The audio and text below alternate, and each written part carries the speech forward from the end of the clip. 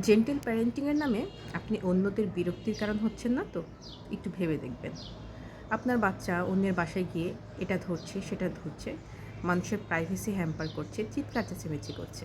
কিন্তু আপনি বাবা, সোনা বলে তাকে জেন্টেল প্যারেন্টিংয়ের মাধ্যমে বোঝানোর চেষ্টা করছেন। অথবা আপনি এটাকে কেয়ারই করছেন না। বারবার বাচ্চা, বাচ্চা বলে জিনিসটাকে না দেখার ভান করছেন। কিন্তু আপনি যাদের সাথে এই কাজটা করছেন, যার প্রাইভেসিটা আপনি নষ্ট করছেন, সে কি আপনার এই জেন্টেল প্যারেন্টিংয়ে খুব বেশি সন্তুষ্ট হয়ে গেল? সে কি আপনার প্রতি ওয়েলকামিং থাকবে? আপনার যদি মনে হয় যে আপনি আসলে আপনার বাচ্চাকে কোনোভাবেই শাসন করতে চান না, কিছুই বলতে চান না, তাহলে আপনার এটা আসলে আপনার ওই বাচ্চাকে আপনি অন্য যেই বাসায় গেলে সে অন্যদের জিনিস নষ্ট করছে, মানুষকে কষ্ট দিচ্ছে, তাহলে এরকম সামাজিক অনুষ্ঠানগুলো অ্যাভয়েড করা উচিত। অথবা জেন্টেল প্যারেন্টিং করার সাথে সাথে তাকে শাসনও করতে হবে। শাসন জেন্টেল প্যারেন্টিংয়েরই একটা অংশ।